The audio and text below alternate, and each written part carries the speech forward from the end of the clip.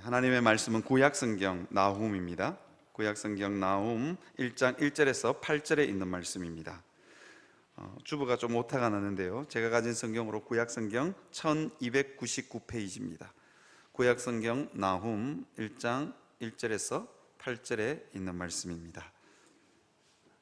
찾으셨으면 제가 한 절 읽고 여러분들이 한 절 읽고 교도가도록 하겠습니다. 구약성경 1299페이지입니다. 니느웨에 대한 경고, 곧 엘고서 사람 나훔의 묵시의 글이라.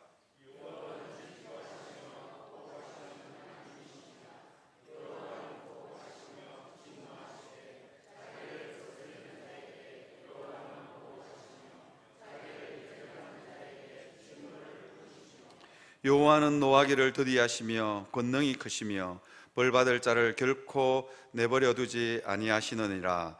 여호와의 길은 회오리 바람과 광풍에 있고 구름은 그의 발에 티끌이로다.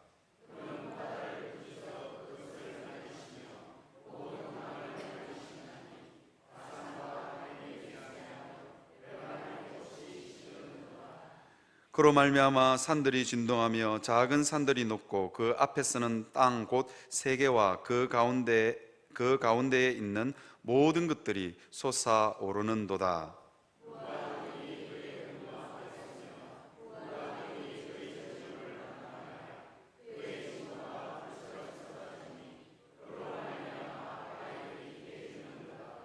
여호와는 선하시며 환난 날의 산성이시라. 그는 자기에게 피하는 자들을 아시느니라.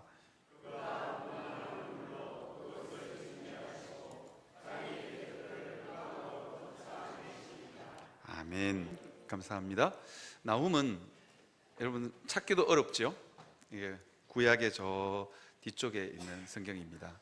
목사님들도 설교를 잘 하지 않습니다. 이유가 뭐냐면 나훔은 아수르의 수도인 니느웨를 혹독하게 하나님께서 심판하시겠다는 내용입니다. 그 내용도 굉장히 잔인합니다.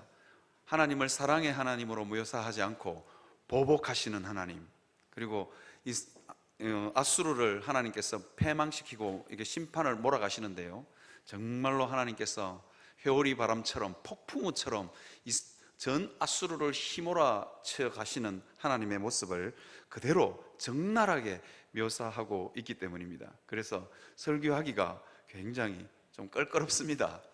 그래서 오늘 제가 설교 제목을 신원하시는 하나님 그렇게 달아놨는데요, 이거 마사지를 많이 한 겁니다. 원래는 보복하시는 하나님 그렇게 달았는데 이게 너무 상처가 될 것 같다 싶어서 제가 신원하시는 하나님으로 바꾸어 놓았습니다.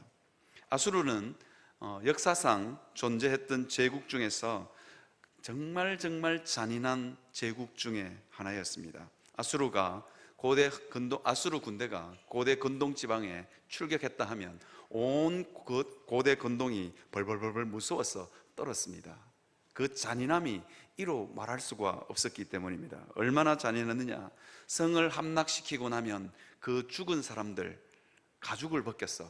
이게 스킨이죠. 우리 사람 피부를 벗겨가지고 성에다가 갖다 발랐어요. 도배를 한 거예요. 그러니까 얼마나 잔인했겠어요. 그리고는요, 살아있는 포로들, 그 군사들이나 왕들이나 신하들을, 그리고 어떻게 했냐면요, 살아있는 사람들을요, 아킬레스건을 다 끊어버렸습니다. 이게 발목에 있는 힘줄요, 이 아킬레스건을 끊어버리면, 그 당시는 의술이 발달하지 않았기 때문에 아킬레스건을 이을 수가 없습니다. 그러면 그 사람들은 평생 불구로 살아야 됩니다. 그러니까 이 아수르 군대가 쳐들어온다는 그 자체로 정말로 부들부들 떨었습니다. 그리고는 포로로 잡은 사람들을 이게 아수르의 수도인 니느웨로 잡아가면서 그냥 손 묶고 허리 묶고 굴비처럼 엮어서 이렇게 가면 되는데, 이 아수르는 잔인함의 극치를 보여줍니다. 어떻게 했냐면 코를 뚫어가지고 이게 메고 그 먼 길을 이 코를 뚫어가지고 매서 가는 것입니다. 왜 이렇게 아수르가 잔인한 일을 했느냐? 이게 진짜 반항이나 반란이나 독립하고자 하는 의지 자체, 살 소망 자체를 끊어 놓았던 것입니다. 그래야 반란을 일으키지 않기 때문입니다. 그리고 이제 포로로 잡아가다가 노인이나 이게 아이들을 잡아가잖아요. 그러면 이게 성경에 이게 나훔 3장 10절에 보면요, 정확하게 묘사하고 있는데요. 그가 포로가 되어 사로잡혀 갔고 그 어린 아이들은 길 모퉁이에서 매어침을 당하여 부서졌으며, 그렇게 표현하고 있습니다. 여러분, 이게 매어침 이러니까 잘 안 와닿으시죠? 아이들이 포로로 이스라엘이나 이게 애굽에서 잡아가지고 포로로 이렇게 줄줄 따라가다가 아이들이 찡찡거리면서 따라오잖아요. 그러면 아수르 군인들은 어떻게 했냐면 아이를 들어가지고 길 모퉁이에서 패대기를 친 겁니다. 무슨 말인지 아시겠죠? 이게 패대기라는 단어가 제일 정확한 거예요. 매어침이라고 성경은 표현하고 있는데, 그냥 아이를 들어가지고 그냥 땅바닥에 팍 쳐가지고 부서뜨려가지고 아이를 죽인 것입니다. 노인도 마찬가지입니다. 그 정도로 이 잔인한, 정말로 불필요한 잔인함을 동원했기 때문입니다. 그러니까 이 아수르만 보면 전 고대 근동 지방이 부들부들 떨었던 것입니다. 그래서 하나님께서 그 아수르를 하나님께서 보복하시겠다, 네가 한 대로 내가 갚아주겠다, 그렇게 이야기하고 계십니다. 그런데요, 제가 여러분들에게 질문을 하나 드리고 싶습니다. 뭐냐면요, 이 나훔은 아수르에 선포된 말씀일까요? 안 그러면 이스라엘에 선포된 말씀일까요? 이게 아수르 들으라고 나훔 선지자가 예언을 한 걸까요? 아니면 이스라엘 들으라고 예언을 한 걸까요? 이거를 가리켜서 뭐라 그러냐면, 모든 열방 신탁, 즉 열방에 대한 예언들은요, 1차적으로 아수르가 그 원청자, 원독자입니다. 아수르가 아니고 내용은 아수르인데, 심판의 내용은 아수르인데, 그것을 듣고 새겨 들어야 될 사람이 누구냐? 이스라엘이라는 겁니다. 그래서 이걸 조금 어려운 말로 예언의 미스매치라 그럽니다. 예언의 미스매치. 내용과 들어야 될 대상이 다른 거지요. 그래서 이 나훔은 두 가지 목적을 가지고 이게 예언되었습니다. 나훔은 내용은 아수르임에도 불구하고 새겨 들어야 될 사람은 누구냐면 이스라엘입니다. 뭐냐면요, 이스라엘 백성들은 죽었다가 깨어나도 아수르가 멸망하지 않을 거라고 생각했습니다. 아니, 아수르가 멸망하는 것조차도 상상할 수 없었습니다. 왜냐하면 그렇게 잔인하니까요. 이 아수르는요, 쳐들어와서 북왕국 이스라엘을 아주 잔인하게 멸망시켰습니다. 그리고 남왕국 유다도요, 찾아와서 조롱과 비난, 그리고 얼마나 이게 약속을 잘 어겼는지 이스라엘 백성들이 소망이 끊어집니다. 내가 쳐들어와서 너는 내 배설물을 먹고 내 오줌을 마시게 하겠다, 그렇게 이야기합니다. 이게 히스기야 왕이 얼마나 무서웠던지 이스라엘의 그 유다에 있는 모든 금들을 끌어모았습니다. 그래도 모자라니까 어떻게 했냐, 성전 곡간도 털고 왕의 곡간도 털고, 그래도 모자랐어요. 그러니까 어떻게 했냐면 성전에 있는 조각목에 붙은 금까지 벗겨서 갖다 바친 겁니다. 제발 좀 살려달라고. 그런데도 그거 다 받아먹고 쳐들어와 가지고 이스라엘을 조롱하기 시작합니다. 너가 여호와 하나님이 너가 구원할 거라고 상상치도 마라, 생각지도 마라라고 그렇게 이야기합니다. 그 말 한마디 때문에 아수르 왕 사네드림은 이게 18만 5천 명이나 되는 군사가 하루아침에 그냥 하나님께서 송장으로 다 만들어 버립니다. 그리고 돌아가서 자기 아들이 반란을 일으켜가지고 왕자를 빼앗겼어요. 에살히돈이 자기 아버지를 몰아내고 왕이 되었거든요. 그러함에도 불구하고 이 아수르의 잔인함, 아수르의 교만은 꺾이지 않았던 것입니다. 그러니까 하나님께서 이제 드디어 아수르를 이제 멸망시키기로, 심판하시기로 작정하신 것입니다. 그래서 이제 이 심판의 내용을 이스라엘에다가 알려주면서 하나님께서 뭐라 하냐면, 유다야, 소망을 가져라. 절대로 망하지가 않을 것 같은, 네가 상상치도 못하는 아수르가 멸망할 것이다. 죽었다가 깨어나도 아수르의 결박에서 벗어날 수 없다고 생각했던 이스라엘 백성들에게 이 나훔 선지자의 예언은 위로가 되었습니다. 그리고 소망이 되었습니다. 대제국 아수르가 멸망한다는 그 자체로도 희망이 되고 소망이 되었던 것입니다. 이게 나훔 선지자의 첫 번째 예언의 목적입니다. 두 번째 목적은 뭐냐면요, 유다 백성에게, 유다야, 너도 아수르처럼 잔인하게 살면 내 심판을 받는다. 너 좀 따뜻하게 살아라. 사람들에게 잔인하게 살지 마라 라는 것을 간접적으로 경고하고 있는 것입니다. 이방민족 아수르도 이렇게 혹독하게 다루는데, 사람에게 그렇게 모질게 하니까 내가 혹독하게 심판하는데 너도 조심해라. 그 예언을 이 아수르는 담고 있습니다. 그래서 오늘 저는 두 가지를 가지고 이 위로와 소망을 주시는 하나님, 그리고 보복하시는 하나님, 이 두 가지 이 나훔의 기록 목적을 쫓아서 여러분들에게 설교 말씀을 드리려고 합니다. 첫 번째 뭐냐면 위로와 소망 되신 하나님입니다. 위로와 소망 되신 하나님. 아까도 말씀드렸던 것처럼 대제국 아수르는 절대로 망할 것 같지 않았습니다. 도저히 상상할 수도 없는 일이었습니다. 그런데 하나님께서 나훔 1장 1절에 뭐라고 말씀하시냐면 니느웨에 대한 경고, 곧 엘고서 사람 나훔의 묵시의 글이라 이렇게 되어 있습니다. 니느웨는 아수르의 수도입니다. 아수르가 멸망하게 된다는 거죠. 그런데 이 나훔서는 아주 독특하게 이 예언이 시작되고 있습니다. 뭐냐면요, 다른 모든 선지서들은 어떻게 시작하냐면 여호와의 묵시라 이렇게 시작합니다. 그리고 이스라엘에게 말씀하신 경고라, 여호와께서 내게 보여주신 묵시라, 아니면 여호와의 말씀이니라 이렇게 시작하는데요, 독특하게 이 나훔서는 뭐라고 하냐면 묵시의 글이라 이렇게 표현했습니다. 왜 글이라고 표현했을까요? 왜 묵시의 글이라? 글로 예언을 했다는 겁니다. 나훔아, 내가 지금 하는 말 그대로 받아 적어라. 왜 그대로 받아 적으라고 했을까요? 반드시 이 일은 일어난다. 네가 상상치도 못하는 일이지만 반드시 일어난다는 겁니다. 그래서 아수르의 멸망은 반드시, 그리고 정확하게 내가 기록한 대로 일어난다는 것입니다. 그래서 기록이 무서운 겁니다. 제가 늘 하는 말 중에 있습니다. 기록은 기억을 앞선다. 정확하게 기록해 놓고 정말로 이대로 하나님이 아수르를 심판하시는지 안 하시는지 보라는 것입니다. 여러분, 그래서 이 내용을 글로 기록해 놓은 것입니다. 사랑하는 성도 여러분, 우리의 삶 가운데 흉악의 결박과 어둠의 권세가 결코 끊어지지 않을 것 같습니까? 하나님께서 말씀하십니다. 반드시 끊어진다라고요. 내 인생 여기서 끝날 것 같지만요, 인생 끝까지 한번 살아봐야 됩니다.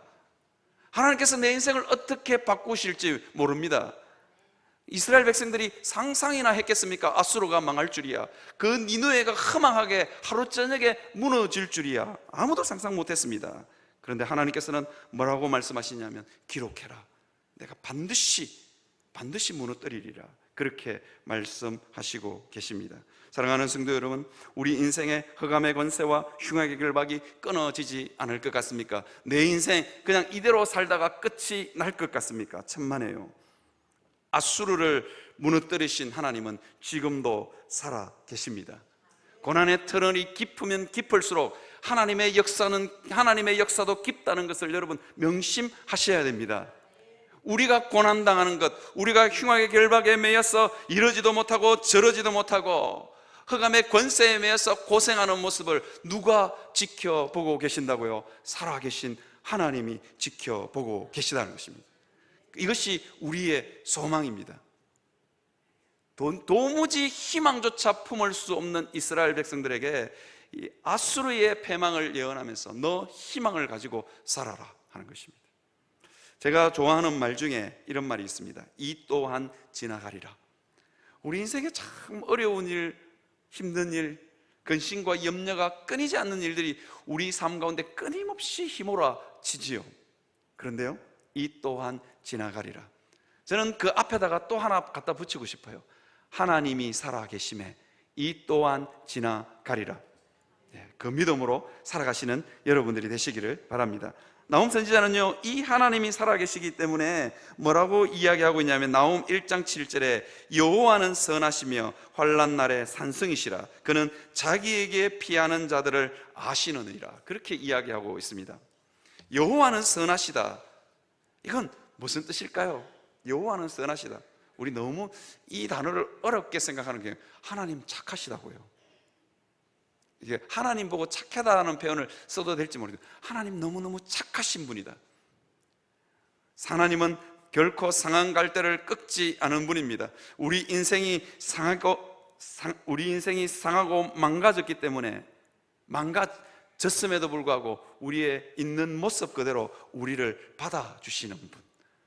너 죄가 많다, 너 너무 망가졌다, 그렇게 거절치 아니하시는 하나님, 우리를 바라보시면서 너무너무 긍휼의 마음을 잃지 아니하시는 하나님을 표현할 때 여호와는 선하시다, 이렇게 표현합니다. 그 하나님이 우리가 믿고 있는 하나님인 줄 믿으시기를 바랍니다. 그 다음에 환난 날의 산성이시라, 그렇게 이야기하고 있습니다. 무슨 뜻입니까? 우리가 환난의 파도 속에서 정말로 이러지도 저러지도 못하고 있을 때, 세상 모든 사람들이 우리를 외면하는 그 순간에 우리를 꼭 품어 안으시는 분이 계십니다. 누굴까요? 하나님입니다. 그래서 그 하나님이 우리의 피난처가 되시는 것입니다. 세상 그 어디에도 환난 가운데 피할 곳이 없는데 하나님만이 우리의 피할 곳이 되십니다. 그래서 성도는 모질고 모진 삶을 살았다 할지라도 그 마음속에 원통함이 남아있지 않습니다. 왜일까요?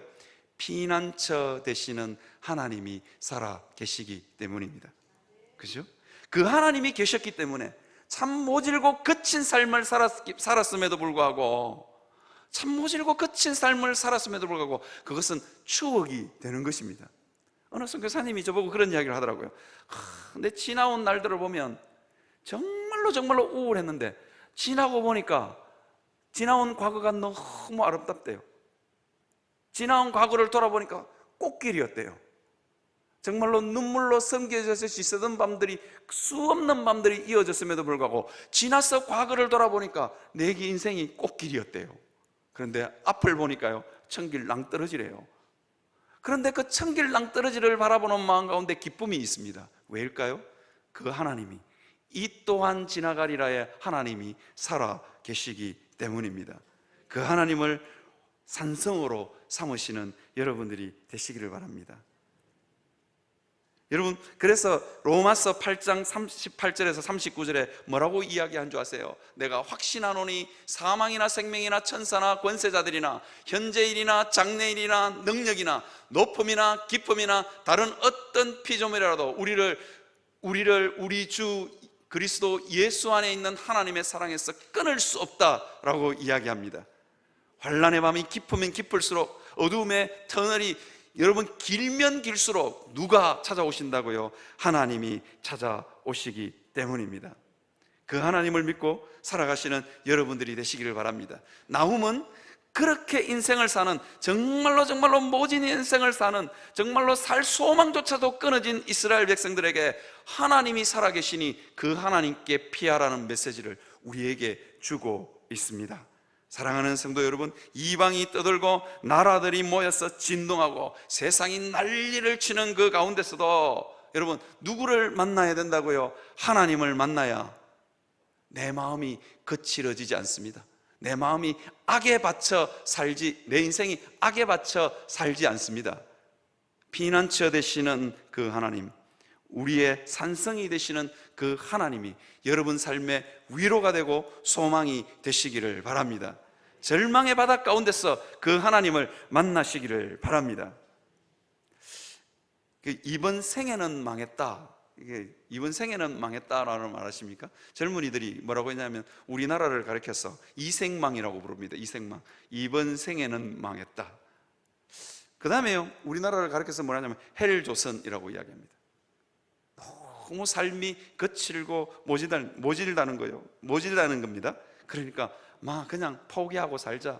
여러분, 우리 인생 그렇게 포기하고 살기에는 너무 아깝지 않습니까?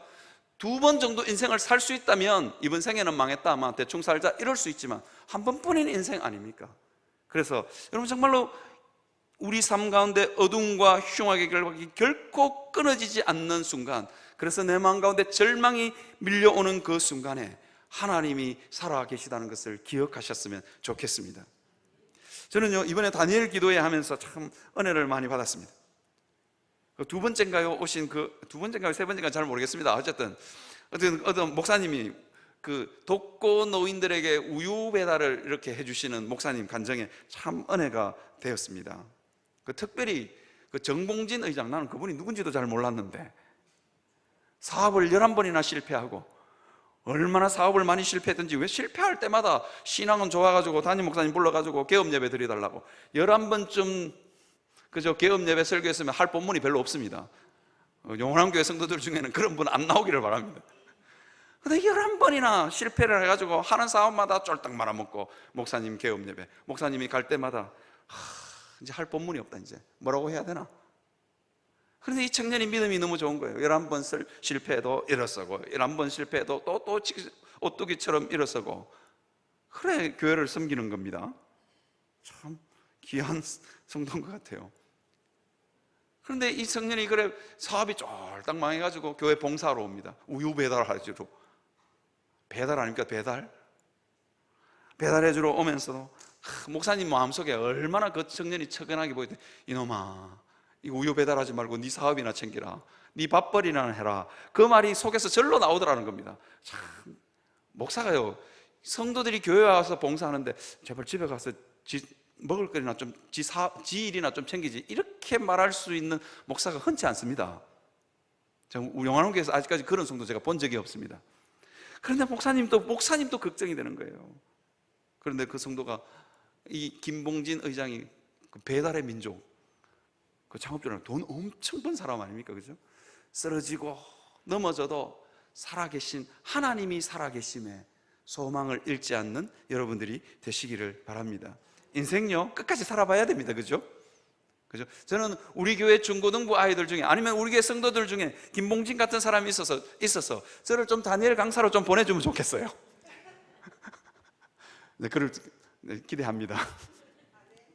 그래서 끝까지 한번 살아봐야 돼. 목회도 끝까지 한번 해봐야 안 알겠습니까? 여러분들 중에서, 어르신들 중에서도 이채원 목사님 때문에 뭐 이러면서 또 간증하실 분 있을 줄 압니까? 그죠? 자, 거기에 대한 소망을 품고 살아갑니다. 복음은 언제나 역사의 변방에서 일어났습니다. 복음의 역사는 항상 변방에서 일어났다고요. 무슨 말인 줄 아십니까? 예수님의 복음의 역사는 갈릴리 변방, 흑암과 어둠이 짙게 드리워진 그 땅에서 복음의 역사가 시작됐다는 것을 여러분 명심하시기를 바랍니다. 복음은요, 있는 자, 힘센 자, 가진 자, 많이 배운 자, 힘센 자, 권력이 있는 자들을 통해서 복음의 역사가 일어나지 않았다는 것입니다. 그래서 제가 소망을 품는 것입니다. 그죠? 복음은요, 역사의 변방에 있는 사람들을 통해서 복음의 역사가 일어났다는 것입니다. 도저히 꿈꿀 수 없는 사람들이 꿈을 꿀 때 세계의 역사는 뒤엎어졌습니다. 그죠? 복음의 역사는요, 복음은 항상 꿈꿀 수 없는 사람들로 하여금 꿈꾸게 했습니다. 창녀들이 꿈을 꿨어요. 그래서 구세군이 나온 거 아니겠습니까? 정말로 꿈꿀 수 없는 사람들로 하여금 복음은 꿈꾸게 하십니다. 왜요? 그 하나님이 살아 계시기 때문입니다. 그 하나님을 소망하며 살아갈 수 있는 여러분들이 되시기를 바랍니다. 그 다음에 두 번째요, 제가 두 번째 제목은 이렇게 달아놨습니다. 보복하시는 하나님. 보복하시는 하나님. 아수르는요, 그 당시에 애국과 고대 건동을 최초로 통일한 제국이었습니다. 그래서 그 윗세와 교만이 말로 다 할 수 없을 정도였습니다. 그 윗세와 교만이 이게 말로 다 할 수 없을 정도로 교만하고 윗세가 대단했습니다.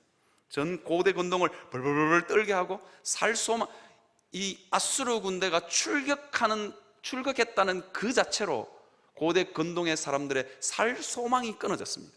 그 정도로 대단한 나라였습니다. 언제나 제국은 억압과 폭력과 착취를 통해서 힘을 움켜쥐고 누군가를 억울하게 하고 원통하게 해서 제국은 성장했습니다. 이것이 제국의 역사입니다. 아수르뿐만 아니라 인류 역사에 등장했던 모든 제국들은 이렇게 성장했습니다. 억압과 폭력과 착취, 그리고 힘을 움켜쥐고, 그리고는 다른 사람을 억울하게 하고 원통하게 해서 정말로 원통하게 해서 그 원통함을 원동력으로 해서 제국은 성장했습니다. 그런데 정말 안타까운 일이 있습니다. 그렇게 성장한 이 이 제국이 내부적으로 썩어 문드러져 감에도 불구하고 제국은 결코 무너지지 않는다는 것입니다. 대단하지요? 제국은 그렇게 해서 성장했는데 그 안에서 반란이 일어나고 그 안에 온갖 음란과 부패가 있음에도 불구하고 제국은 무너지지 않는다니까요. 그래서 이것이 제국의 두 번째 특징인데요, 사람들의 원통과 한숨과 억울함이 넓게 그리고 깊게 길게 이어진다는 겁니다. 이게 제국이 가지고 있는 특징입니다. 이게 제국이 작동하는 원리입니다.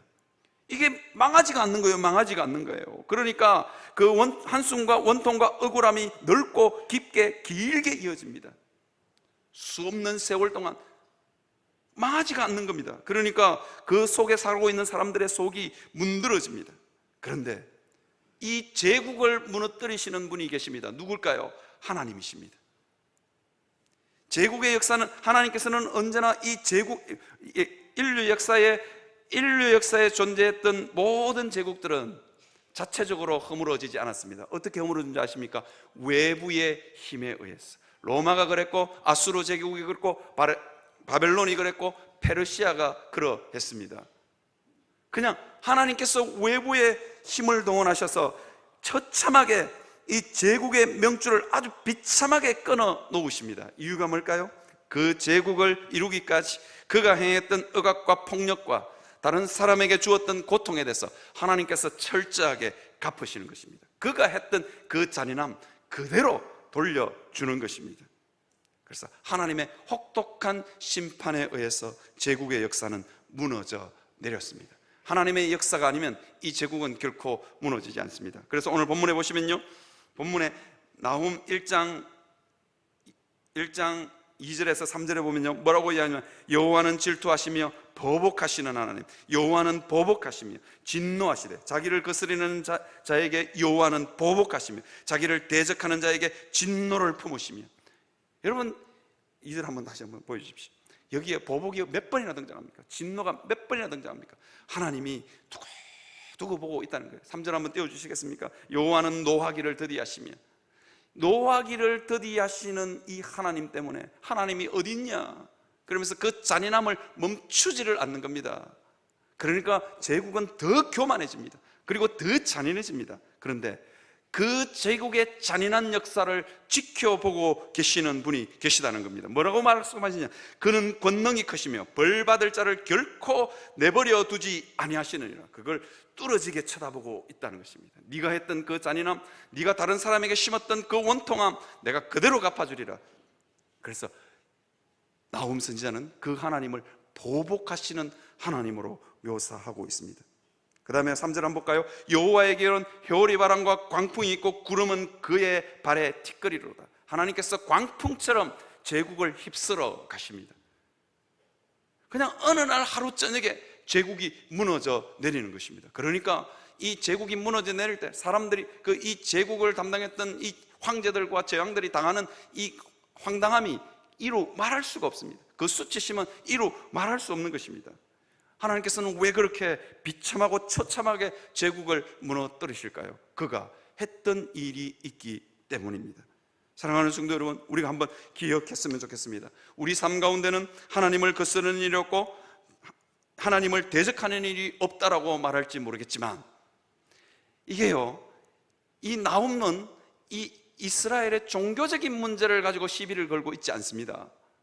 나훔서는 이스라엘의 어떤 문제를 가지고 있냐면 이 아수르가 사람들을 어떻게 대했느냐는 문제입니다. 이게 하나님을 거스르지는 않지요. 교회 다니는 성도가 하나님을 거스르지는 않지요. 교회 다니는 성도가 하나님을 대적하지는 않고, 간혹 가다가 보면 있기는 있습니다만 그런 성도 별로 없습니다. 내가 정말 하나님을 잘 섬기고 있는가? 그것은 어디를 보면 아느냐면 내가 다른 사람을 어떻게 대하느냐를 보면 됩니다. 하나님이 아수르를 그렇게 비참하고 처참하게 하나님의 심판이 혹독하게 휘몰아쳐 가는 이유가 뭐냐? 아수르가 사람에게 잔인하게 대했기 때문입니다. 그래서 여러분, 참된 경건은 어디 있다고요? 참된 경건은 예배를 잘 드리는 데 있습니까? 아니라니까요. 참된 경건은요, 과부와 고아를 어떻게 돌보느냐에 있습니다. 내가 사람을 어떻게 대하느냐, 내 옆에 있는 성도를 어떻게 대하느냐, 거기에 참된 경건이 있다니까요.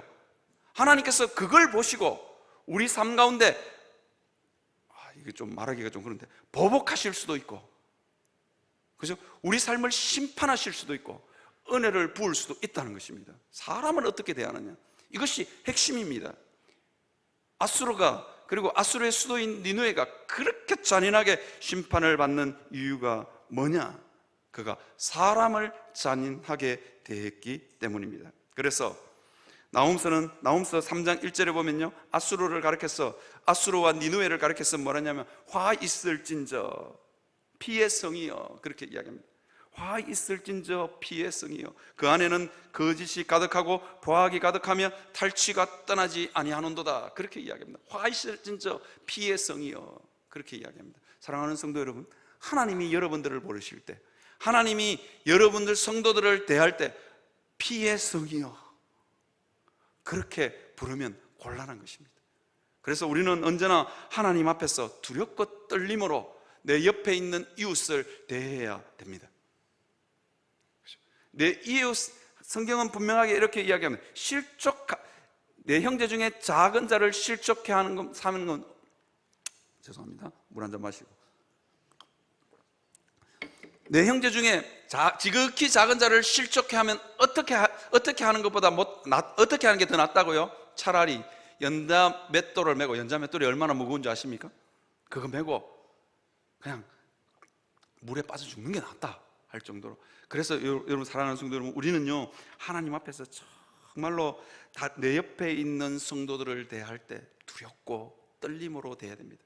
내가 내 옆에 있는 성도들에게 어떻게 하느냐, 내 아내에게, 내 남편에게, 내 자녀에게, 내 동료 성도들에게 어떻게 대하느냐, 내 말 한마디가 그 사람의 살 소망을 끊어버린다면 하나님께서 반드시 그 죗값을 물으신다 라고 나오면 우리에게 경고하고 있습니다. 사랑하는 성도 여러분, 우리는 아닌 것 같지만 우리는요 제국의 한 단면을 우리는 살고 있는 사람들 아닙니까? 제가 뉴스를 볼 때마다 선생님들을 고소해가지고 몇십 년 동안 돈을 뜯어먹고, 선생님이 견디다 못해 선생님이 자살하는 일들이 우리나라에 비일비재한, 뉴스에 드러나서 그렇지 안 드러나는 사람들 수없이 많은 것 같아요. 저는 옛날에 선생님들 보면 별로 그렇게 존경하지 않았는데 요즘 선생님들을 보면 제가 존경할 것 같아요. 고발의 위험 속에서도 애들을 가르쳐야 된다는 게, 지금 성도들이 저를 고발한다 그러면 좀 못 견딜 것 같아요. 그죠? 막 그만두고 그냥, 그죠? 그거 어떻게 견뎌요? 그래가지고 이게 이제 선생님한테 돈을 뜯고 그럼 몇십 년을 뜯었는데 그 선생님이 견디다 못해가 죽는 그 역사. 여러분, 제국은요 어떻게 되냐면 포악과 야만이 자랑이 되고 그것이 낭만이 되는 곳, 그것이 제국입니다. 그렇게 사는 게 잘 사는 거라고 생각하는 사람들을 향해서 교회는 그렇게 사는 것이 잘못됐다는 것을 말해줄 수 있는 곳, 그게 교회의 선지자적 사명인 것입니다. 사랑하는 성도 여러분, 내가 다른 사람 눈에 눈물 흘리게 하면 내 눈에 피눈물을 흘리게 하시는 하나님이 살아계시다는 것을 여러분 명심하시기 바랍니다. 제가 너무 세게 이야기해서 참 죄송한데요, 이게 이제 아수르와 니느웨는 그 고난을 그대로 자기가 이웃 나라들을 쳐들어가서 했던 그대로를 당합니다. 뭐라고 하냐면 만군의 여호와의 말씀이라, 내 치마를 걷어올려 내 얼굴에 이르게 하겠고 내 벌거벗은 것들을 나라들에게 보이며 내 부끄러운 것을 민족에게 보일 것이라. 아수르가요 얼마나 이방 나라를 쳐들어가서 이방 나라 왕들을, 그리고 이방 나라 사람들을 부끄럽게 하고 수치스럽게 했는지 모릅니다. 그것을 이렇게 표현합니다. 네가 치마를 걷어올려 얼굴에 이르게 하고 내 벌거벗은 것을 나라들이 보며 부끄러운 것을 민족이 볼 것이라. 모든 민족이 봅니다. 아수르가 멸망할 때 그 주변에는 사람이 없습니다. 누가 너를 위하여 애곡하며 어디서 너를 위하여 애곡할 자를 구하리요, 그렇게 이야기합니다. 사람들이 다 등을 돌립니다. 그리고는 아수르가 멸망해 갈 때 안타까워하는 사람이 한 사람도 없습니다. 그 주변에는 사람들이 없습니다. 내 주변에 왜 사람들이 없느냐? 사람들의 가슴을 후벼 파는 말들을 너무 많이 하기 때문입니다. 그러니까 사람들이 없는 거예요.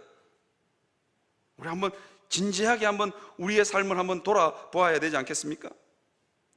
그 말에 비꼼이 있고 상처가 있고 다른 사람의 가슴을 후벼 파서 살 소망이 끊어지게 한다면, 그죠? 보복하시는 하나님이 등장하시게 되는 겁니다. 그래서 우리는 정말로 두렵고 떨림으로 다른 사람을 대해야 됩니다. 마태복음 7장 2절에 보면요, 뭐라고 말씀하고 있냐면 이렇게 말씀하십니다. 너희가 비판하는 그 비판으로 너희가 비판을 받을 것이요, 너희가 헤아리는 그 헤아림으로 너희가 헤아림을 받을 것이라. 내가 다른 사람을 비판하는 그 비판으로 너희가 비판을 받고, 내가 헤아리는 그 헤아림으로 너희가 헤아림을 받을 것이다 라고 이야기하고 있습니다. 내가 내 옆에 있는 성도들을 어떻게 바라보고 있느냐, 어떻게 헤아리고 있느냐, 거기에 따라서 하나님이 우리를 비판하고 우리를 헤아리신다라고 이야기하고 있습니다. 참 심각하고 무서운 이야기입니다. 그죠? 내가 다른 사람을 어떻게 하느냐, 물론 마음에 들지 않는 사람, 정말로 저렇게 살면 안 될 것 같은 사람 많지요. 그럼에도 불구하고 우리가 그들에게 친절해야 되는 이유, 그들에게 양선을 베풀어야 되는 이유가 뭐냐? 내 하는 그 행동을 하나님이 지켜보고 계시다는 것입니다. 더 심각한 것은 내가 한 대로 하나님께서 갚아주시겠다는 것입니다. 참 무서운 말입니다. 어떤 목사님이 이런 이야기를 하더라고요. 어떤 목사님이 이런 이야기를 하더라고요. 교회에서 너무 옳은 말은 하면 안 된대요. 이유가 뭔지 아십니까? 상처가 되기 때문입니다. 너무너무 옳았어. 너무너무 옳았어. 그래서 너무 지극히 당연한 것은 교회에서 강력하게 주장하면 안 된대요. 그러면요, 그것 때문에 상처받는 사람들이 많았어요. 너무 옳은 건요, 침묵하고 기다리고 오래 참고 인내해야만 그 의가 세워집니다. 저는요, 이 무거운 설교를 좀 가볍게, 좀 따뜻하게 마무리 지으려고 합니다. 이 보복하시는 하나님을 좀 다르게 좀 해석하려고 합니다. 이게 히브리어의 의라는 단어가 어떤 단어냐면 체다카라는 단어입니다. 체다카. 이 체다카는요, 여러분, 체다카는 이 단어의 설명을 이렇게 하면 됩니다. 국률이 전제된 분배적 정의, 뭐 이렇게 말씀하시면 성도들이 전부 다 못 알아들으시더라고요. 저게 무슨 소린가? 내가 몇 번을 이야기해줘도 못 알아들어요. 국률이 전제된 분배적 정의가 체다카입니다. 이건 어떤 거냐면요, 예를 들어서 설명하면 너무 쉽습니다. 의를 세운다는 게 어떤 거냐? 우리는 의를 세우기 위해서 다른 사람을 정죄하기도 하고 비난하기도 합니다. 다른 사람을 보면서 너는 안목 없다라고 이야기합니다. 어떻게 저렇게 비성경적으로 사냐고 그렇게 비난하기도 합니다. 그런데 하나님이 의를 세우는 이 체다카의 방식은 전혀 다르게 의를 세워갑니다. 제가 예를 하나 드릴게요. 이스라엘에 최고의 랍비 학교가, 율법 학교가 있었습니다. 거기에는 최고의 랍비가 거기에 율법을 가르쳤습니다. 그 율법 학교에는 오래된 전통이 있었는데 뭐냐면요, 그 율법 학교에서 장원을 하면, 율법 시험을 쳐서 그 해에 장원이 나면 어떻게 하냐면요, 말을 태웠어. 그리고 그 집 종이 그 성을 한 바퀴 도는 거예요. 그리고는 그 뒤에 그 율법 학교의 모든 선생들과 그 랍비죠, 랍비를 선생이라고 합니다. 랍비와 그 제자들이 그 뒤를 쭉 따라갑니다. 이게 장원을 했으니까 얼마나 영광스럽겠습니까? 말 위에 타서 종이 고삐를 잡고 온 성을 돕니다. 선생님과 그 동료 학생들이 줄줄줄줄 따라서 성을 한 바퀴 이렇게 돌게 되는 전통이 있었습니다. 그런데 어느 해에는 굉장히 공교롭게도 그 성에서 가장 가난한 집안의 아이가, 그 학생이 장원을 한 거예요. 근데 이 학생은 장원이 되자마자 걱정이 덜컥 되는 거예요. 나는 죽었다 깨어나도 말 한 피를 구할 수 없는 거예요. 우리 부모님은 나한테 말 한 피를 해줄 수 없는 분. 그런데 이 엄마가 이 아들이 장원했다는 소리를 듣고 어떻게 했냐면 어떻게 이웃집에 가서 뭐 품삯을 팔았는지 뭘 했는지 모르겠지만 말 한 피를 어디서 빌려왔습니다. 말 한 필은 구했는데 그 말고삐를 잡고 돌아줄, 말고삐를 잡고 온 성을 돌아줄 종을 구할 수가 없는 거예요. 품삯을 아무리 많이 준다 그래도, 그죠? 품삯을 아무리 많이 준다 그래도 내가 네 말고삐를 잡겠냐, 그죠? 그 친구 동료들 중에서는 부잣집 아이들도 있어서, 야, 좀 너 집에 있는 종 한 명 좀 빌려줘, 그렇게 하는데 내가 네 뒤를 따르겠느냐, 이렇게 하면서 안 빌려주는 거예요.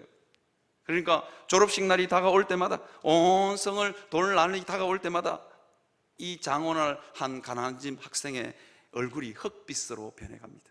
그리고는 펑펑 울면서 자기 선생님 최고의 랍비를 찾아갑니다. 랍비가 뭐냐면, 걱정하지 마라, 네 그냥 그 빌린 말고삐 잡고 내일 아침에 성문 앞으로 와라, 그럽니다. 걱정하지 마라. 그랬어요. 그래서 어떻게 했냐면, 이 학생은 돌아가면서 우리 선생님이 어디 가서 종을 한 명 구해다 줄 거구나, 말고삐 잡을 종 하나 구해줄 줄 알았어요. 그리고는요, 이른 아침에 온 성 사람들이 다 모인 데서 이 학생이 말고삐를 잡고 터벅터벅 걸어갑니다. 온 성 사람들이 비웃었습니다. 말은 있는데 말고삐를 끌어줄 종이 없다고. 그런데요, 성문 앞에 도착했을 때 어느 허름한 노인이 모자를 꾹 눌러 쓰고 기다리고 있었습니다. 그리고는 모자를 탁 벗어 제낍니다. 모자를 탁 벗으니까 온 성이 놀랍니다. 이유가 뭔지 아십니까? 그 최고의 랍비가 자기 제자의 말고삐를 잡은 것입니다. 왜 최고의 랍비는 그 제자의 말고삐를 잡고 온 성을 돌았을까요? 이 가난한 학생이 그동안 있었던 억울함과 원통함은 최고의 랍비인 자기가 말고삐를 잡아야만 녹아내린다는 겁니다. 그죠? 이게 뭐냐? 국률입니다. 여러분, 의를 세우는 것, 자기 희생 없이 의를 세울 수 있습니까? 그럴 수 없습니다. 예수님이 십자가에서 십자가를 마다하지 아니하시고, 예수님이 우리 죄를 위해서 의를 세우시기 위해서 무엇을 하셨습니까? 자기 목숨을 내어 놓았잖아요. 이게 의입니다. 이게 의. 자기 희생이 없이, 자기가 손해봄 없이 어떻게 의를 세울 수 있단 말입니까? 구약의 최다카는 이 부분을 명확하게 이야기하고 있습니다. 교회에서 의를 세우기 위해서 우리는 얼마나 폭력적인지 모릅니다. 얼마나 잔인한 줄 모릅니다. 힘의 논리, 법의 논리로 얼마나 우리는 다른 사람들을 밀어붙이는지를 모릅니다. 그러면서 다른 사람들의 마음속에 원통함을 심고 힘의 논리로 눌러서 의를 세우려고 하는데, 그것은 주님의 의가 아닙니다. 이건 체다카의 정신이 아닙니다. 우리 다 십자가의 체다카를 믿고 살아가는 사람들 아닙니까? 그래서 여러분, 보복하시는 그 하나님 앞에 온 성을 따뜻하게 해서 온 성을 부끄럽게 하고 온 성에 있는 그 사람들의 마음을 녹일 수 있는 사람이 우리 교회에 필요합니다. 그 제자가요, 말 위에 타면서 한없이 울면서 자기 스승이 끌어주는 말을 타고 한없이 웁니다. 그 마음 안에 있던 응어리들이 다 녹아내립니다. 여러분, 이게 교회입니다. 예수님의 체다카를 믿고 살아가는 공동체, 이게 교회입니다. 저는 영원한 교회가 좀 더 따뜻했으면 좋겠습니다. 영원한 교회가 내 옆에 있는 성도들에게 좀 더 친절했으면 좋겠습니다. 그래서 보복하시는 하나님이 아니라 복을 부으시는 하나님이 찾아오시는 교회 되기를 주님의 이름으로 축원합니다. 여러분, 제가 오늘 이 마지막 예화를 하나 하고 마치려고 합니다. 시간 좀 갔지만 마치려고 합니다. 자, 사진을 한번 띄워주시겠습니까? 어느 초등학교에서 있었던 운동회 때 있었던 일입니다. 저 맨 가에 있는 아이, 저 아이는요, 선천적으로 뼈가 성장하지 않는 연골 무성형증을 앓고 있는 아이입니다. 그래서 저 아이가 제일 싫어하는 게 뭐냐? 운동회입니다. 운동회에 또 달리기만 하면 꼴찌인 거예요. 그래서 운동회가 다가오기 한 달 전부터 학교 가기 싫다고 자기 아버지에게 투정을 합니다. 저 아이의 이름은 기국입니다. 기국인데요, 저 기국이가 운동회만 다가오면 엄마에게, 아빠에게 학교 가기 싫다고 투정을 부리고 짜증을 내고 난린 거예요. 왜냐면요, 너무 부끄러운 거예요. 다른 아이들은 운동회 빵 하면 쫓아가는데 자기는 애기 그림으로 아장아장 거리니까 얼마나 부끄러웠겠어요. 그래서 운동에 가기 싫다고. 그런데 아빠는 끝까지 보냅니다. 그래가지고 운동회 때, 저 운동회 때도 100m 달리기인가 200m 달리기인가는 모르겠는데 땅 해갔는데 아이들이 쫙 쫓아가고 기국이는 저 뒤에 쳐졌습니다. 그 아이의 마음이 어떻겠어요? 그런데 결승점을 20m인가요? 30m 아주 달려가고 쫓아가는 아이들 4명이 멈추었습니다. 그리고는 기국이를 기다립니다. 같이 들어가자고요. 같이 들어가자고요. 그래서 기국이가 지금 울고 있는 겁니다. 여러분, 정말로 우리 교회의 과부와 고아 같은 사람들, 저는 기국이 같은 아이들이 마음 놓고 들어올 수 있는 공동체, 허물이 많지요, 잘못한 것이 많지요, 그래도 품어줄 수 있는 공동체, 그 마음의 엉어리를 녹여낼 수 있는 교회가 되었으면 좋겠습니다. 뒤에 사진 한번 보여주실까요? 기국이가 저렇게 됐습니다. 상도 받고요. 여러분, 누군가를 따뜻하게 해주면, 그죠? 제국의 원리가 작동되지 않는 교회는 기쁨이 있고 즐거움이 있고 복이 있습니다. 그 복을요, 내만 받지 말고 어떻게 받자고요? 함께 받으시는 영원한 교회 성도들 되시기를 주님의 이름으로 축원합니다. 우리 영원한 교회 좀 따뜻했으면 좋겠습니다. 제국의 원리가 작동되지 않는 교회 되기 위해서 여러분, 눈물 흘려 기도하시는 교회 성도, 눈물 흘려 기도하시는 교회가, 기도하시는 성도가 많아지는 교회 되시기를 주님의 이름으로 축원합니다.